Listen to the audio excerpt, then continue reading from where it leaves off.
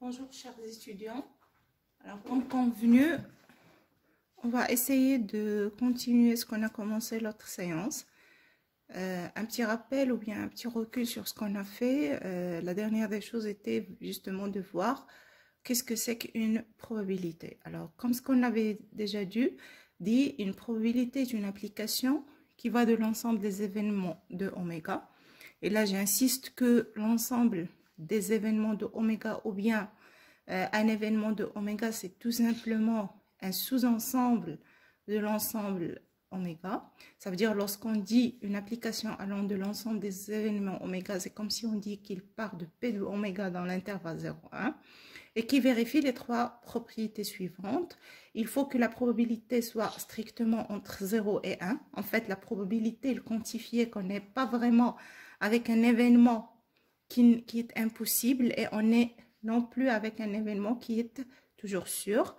Deuxièmement, P de oméga est égal à 1, P de l'ensemble vide est égal à 0. Si l'intersection entre deux événements est égale à l'ensemble vide, autrement dit, si deux ensembles sont incompatibles, alors la probabilité de la réunion, c'est que c'est juste la probabilité de P de A plus P de B. Les autres propositions qu'on avait déjà vues aussi, c'est lorsque deux ensembles sont faits, ils ne sont pas incompatibles, la probabilité de la réunion, c'est la somme des deux probabilités, mais aussi on soustrait la probabilité de l'intersection. Et là, je rappelle bien que toutes les propriétés qu'on va voir ici, on les a déjà vues, une fois avec le cardinal et une autre fois avec la fonction indicatrice. Alors ça, c'était l'application.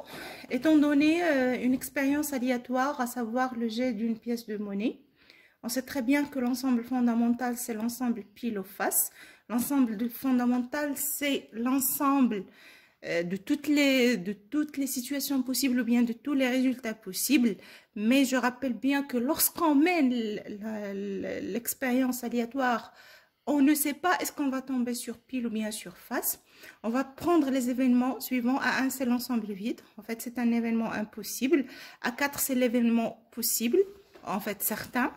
Et A2, c'est avoir pile. Et A3, c'est avoir face.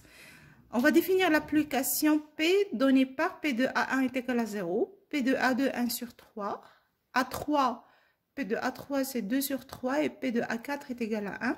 Alors, montrer que P est une probabilité, comme j'avais déjà dit, pour montrer vraiment que P est une probabilité, il faut revenir et vérifier est-ce qu'on a vraiment les trois propriétés. Ça veut dire quoi? Pour tous les événements qu'on a, on doit vérifier que les valeurs sont comprises entre 0 et 1, largement, ce qui est le cas. On doit vérifier aussi que pour l'événement impossible, sa probabilité c'est 0. L'événement impossible, ça veut dire c'est l'événement, c'est l'ensemble vide. On va vérifier est-ce que pour l'événement sûr, nous avons une probabilité de 1, c'est l'ensemble oméga. Nous avons P de oméga est égal à 1. Et après, la propriété, là, il y a beaucoup, un peu plus de travail. Il faut voir que si je prends deux événements qui sont incompatibles, je dois vraiment à chaque fois vérifier que P de A union B est égal à P de A plus P de B. Alors, on va prendre un exemple rapidement. Ben, je prends par exemple A2 et A3. Événements, avoir pile et avoir face. L'intersection, on voit très bien que c'est l'ensemble vide. Ça veut dire que ce sont deux événements qui sont incompatibles. Maintenant, si je prends A1, A2, union A3, ça va me donner c'est P pile face, ça veut dire c'est oméga. Et P de oméga, c'est égal à 1. Et si je fais P de A1, qui est 1 sur 3, plus P de A3, qui est 2 sur 3, ça donne vraiment 1. Alors, là, c'était une application. On va voir ça par la suite sur la partie TD, une application de vérifier déjà l'incompatibilité entre les événements et surtout savoir faire la transition à chaque fois entre le langage des événements et le langage ensembliste. Alors maintenant, une notion très très importante dans la probabilité, c'est ce qu'on appelle l'équiprobabilité. Et pour le fait, avant même de parler des choses techniques de la situation, Alors, ce qu'on va faire, vous imaginez avec moi l'ensemble des étudiants de SMC4, ça veut dire l'ensemble des étudiants de la promotion. On remarque bien que c'est un ensemble qui est fini. Parfait. Alors, après, je vais dire, voilà, je vais choisir au hasard un étudiant qui va passer au tableau pour résoudre un exercice. Alors, si je fais ça, je dis, je vais choisir au hasard un étudiant.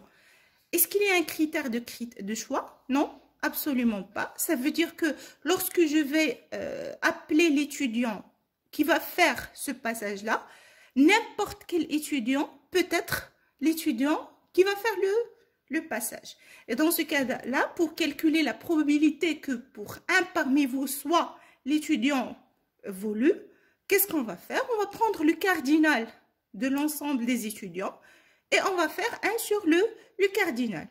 Ça veut dire que si jamais la promo, il contient, on sait bien qu'il contient à peu près 500 étudiants. Donc, la probabilité que l'étudiant, je vais le nommer alpha par exemple, va passer au tableau, ça va être 1 sur 500. D'accord?